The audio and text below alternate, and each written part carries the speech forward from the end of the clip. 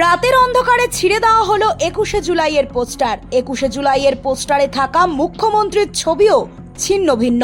ঘটনাটি ঘটেছে গড়ফা এলাকার আনোয়ার শাহ কানেক্টরের ওপর জনপ্রিয় বাজারের উল্টো দিকে শীতলা মন্দিরের কাছে মন্ডল ব্রিজ সহ এলাকায় 21শে জুলাইয়ের বিশাল পোস্টার লাগিয়েছিল তৃণমূল কংগ্রেস কর্মীরা।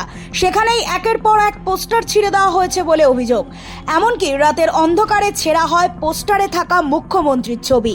এলাকার তৃণমূল কংগ্রেস কর্মীদের অভিযোগ বিজেপি ও সিপিএম এর দিকে। গড়ফা থানার অভিযোগের দায়ের করালেন এলাকার কাউন্সিলর অরিজিৎ দাস ঠাকুর সহ তৃণমূল কংগ্রেস নেতাকর্মীরা।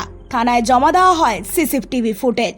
দলেরই একজন সহকর্মী আমাকে খবর দেয় যে মন্ডলপাড়া সাদা কালীবাড়ি ব্রিজে আমাদের যে 21শে জুলাই যে ব্যানার রয়েছে 10x6 বড় ব্যানার ছিল, এটা লাইট দিয়ে সাজানো ছিল, সেখানে ওই ব্যানারে মাননীয় মুখ্যমন্ত্রীর মুখ পুরো দুভাবে কেটে ফালা ফালা করে দিয়েছে।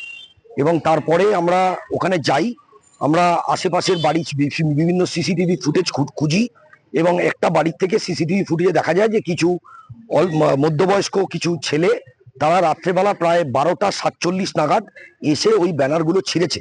আমরা গড়ফা থানাতে অফিসার ইনচার্জের কাছে একটা ডেপুটেশন দিয়েছি দলের তরফ থেকে যে এর বিরুদ্ধে যেন ব্যবস্থা না হয়। তার কারণ 106 নম্বর ওয়ার্ডে এ ধরনের নোংরামি আগে কোনোদিনও হয়নি এবং আমাদের সন্দেহ যে বিজেপি এবং সিপিএম এই নোংরা কালচারটা এখানে আমদানি করছে, যেটা এলাকার মানুষ কোনোভাবেই ভালোভাবে নিচ্ছে না। এবং সিপিএম বিজেপির এটা বোঝা উচিত যে মাননীয় মুখ্যমন্ত্রীর ব্যানার ছিঁড়ে তাকে বদনাম করা যাবে না। তিনি মানুষের মণিকোঠায় বসে আছেন, মানুষের মন থেকে তাকে মুছে ফেলা যাবে না। Bureau report, the voice now.